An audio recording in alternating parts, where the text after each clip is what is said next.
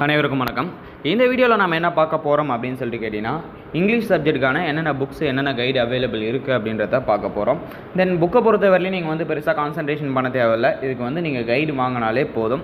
So English சிலபஸில் என்ன இருக்குது, என்ன கைடு வாங்கணும் அப்படின்றது தான் டீட்டெயிலாக பார்க்க போகிறோம். ஆல்ரெடி நிறைய சப்ஜெக்ட்ஸுக்கு வீடியோ போஸ்ட் பண்ணியிருக்கோம். அந்த வீடியோக்கான பிளேலிஸ்ட்டுக்கான லிங்க்கை கீழே டிஸ்கிரிப்ஷனில் கொடுக்குறேன். ஸோ அதில் போய்ட்டு பாருங்கள். எல்லா சப்ஜெக்ட்டுக்கும் இன்ட்ரொடக்ஷன் சிலபஸை ஃபுல்லாகவே கவர் பண்ணி போட்டாச்சு. அடுத்தது அது இல்லாமல் புக்ஸ் என்னென்ன வாங்கணும் அப்படின்றதும் அந்த வீடியோவில் இருக்கும். அதை பார்த்தீங்கனாலே உங்களுக்கு புரியும். இப்போ வீடியோக்குள்ளே போயிடலாம். இங்கிலீஷை பொறுத்தவரையும் ஒரே ஒரு புக்கு தான் வந்து பார்த்தீங்கன்னா கைடுன்ற மாதிரி தான் அவைலபிளாக இருக்குது. நீங்கள் புக்கு வந்து பெருசாக ரெஃபர் பண்ணால் நிறைய புக்கு வாங்குற மாதிரி இருக்கும். பட் இந்த ஒரு கைடு வாங்கினீங்க அப்படின்னாலே வந்து உங்களுக்கு யூஸ் ஆகும். கைடு நேம் வந்து பார்த்தீங்கன்னா திருவள்ளுவர் கைடு அப்படின்னு சொல்லிட்டு போட்டிருக்கோம். இது வந்து டாக்டர் அம்பேத்கர் லா யூனிவர்சிட்டிக்காகவே மேக் பண்ண guide. So first semester 3 years LLBக்கு இந்த ஒரு கைடு வாங்கினீங்க அப்படின்னாலே ஃபுல்லாகவே வந்து நீங்கள் கவர் பண்ணிடலாம். நெக்ஸ்ட்டு வந்து நம்ம சிலபஸில் என்ன இருக்குது அப்படின்றத போயிட்டு பார்க்கலாம் வாங்க. இங்கிலீஷ் சிலபஸை ஓப்பன் பண்ணி பார்த்தீங்கன்னா மொத்தம் வந்து 4 யூனிட் தான் கொடுத்துருப்பாங்க.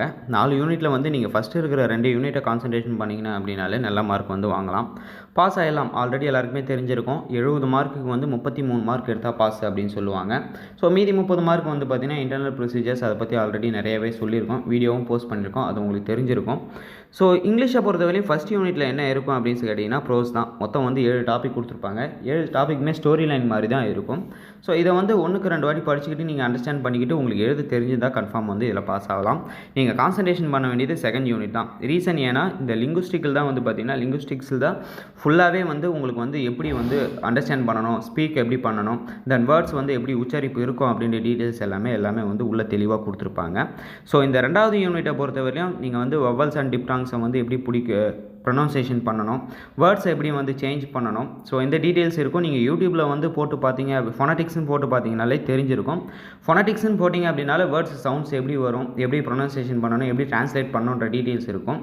ஸோ இதை நீங்கள் படிச்சிங்க அப்படின்னாலே 20 மார்க் எடுத்துடலாம். ரீசன் ஏன்னா வேர்ட்ஸ் வந்து ஃபொனட்டிக்ஸ் பிரிக்கிறதுக்கு வந்து 10 மார்க்கும், தென் வவலா இல்லை டிப்டாங்ஸா அப்படின்றத கண்டுபிடிக்கிறதுக்கு 10 மார்க்கும் கொடுக்குறாங்க. ஸோ ரெகுலராக நீங்கள் வந்து ப்ராக்டிஸ் பண்ணிட்டு இருந்தீங்க அப்படின்னா உங்களால் வந்து இதில் வந்து கரெக்டாக மார்க் வாங்க முடியும். Then second, third unit, fourth யூனிட்லாம் வந்து ஜஸ்ட் ஒரு கிளான்ஸ் பார்த்துக்கிட்டீங்கனாலே போதும். ஸோ ஓவரால் இதுதான் இங்கிலீஷை பொறுத்த வரையும். அது இல்லாமல் இங்கிலீஷில் வந்து ப்ரீவியஸ் இயர் கொஸ்டின் பேப்பர் நான் ட்ரை பண்ணி பார்த்தேன். எனக்கு எதுவும் கிடைச்சிது அப்படின்னா இன்னொரு வீடியோவாக கூட மேக் பண்ணி போஸ்ட் பண்ணி வரேன். இந்த ஒரு சின்ன இன்ஃபர்மேஷன் தான் அந்த ஒரு வீடியோவே மேக் பண்ணேன். நெக்ஸ்ட்டு என்ன சப்ஜெக்ட் வீடியோ வேணும் அப்படின்றத கீழே கமெண்ட் செக்ஷனில் சொல்லுங்கள். தேங்க்யூ கைஸ், பாய்.